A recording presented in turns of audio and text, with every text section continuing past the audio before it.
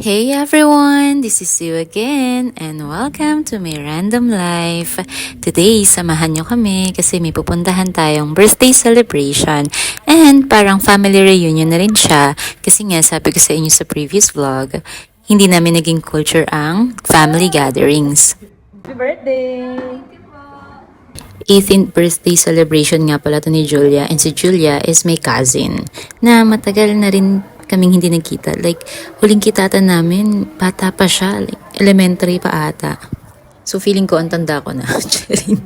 Dito nga pala kami magsi-celebrate sa Casa de O Park dito sa Quezon City. Share ko lang, alam niyo ba, I'm so happy this day. Kasi, like, it's first time na nagkita-kita kami na as in, ito, malaki na ako, nakakapag-desisyon na ako sa buhay.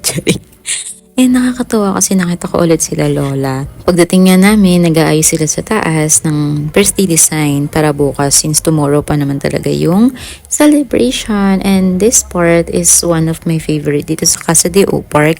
Kasi tingnan nyo naman, diba? Ang calming. Tapos perfect siya as tambayan. Tapos ayan, medyo nagkasiyahan. Umiyak pa si Julia. Naiyak si ate mo girl kasi nga nag-usap kami na yun nga, if ever kailangan niya ng kausap or what, pwede niya ako i-message. And first time lang din kasi mag-usap ng ganun. Dahil nga, huling kita namin, bata pa siya. So, ba't kami mag-uusap ng ganun, di ba? Kaya nakakatuwa lang. Tapos ayan, tinulungan ko siyang mag-open ng gift, magsuot ng gift and all. Nawala pa yung pakaw niya at hinahanap namin kaya naggapang-gapang kami dyan. At ito na nga ang plot twist, no?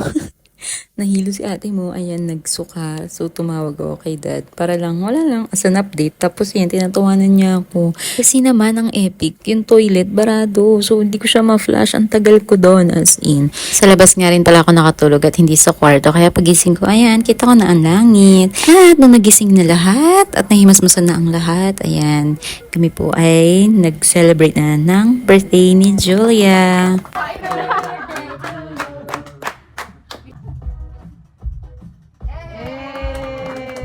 Happy birthday again, Julia! And after niya mag-wish, ayan, nagsimula na kaming kumain at si Tito Dodong, ayan, nagtatadtad ng lechon. Ang dami nga rin pala naming na-take out today.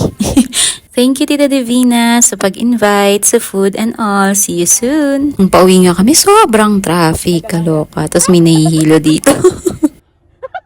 Hinatid ko na nga rin pala sila nanay at sila Tita Rin. Ayan, may baong lugaw si Derica. At syempre, pagkahatid ko sa kanila, umuwi na rin ako.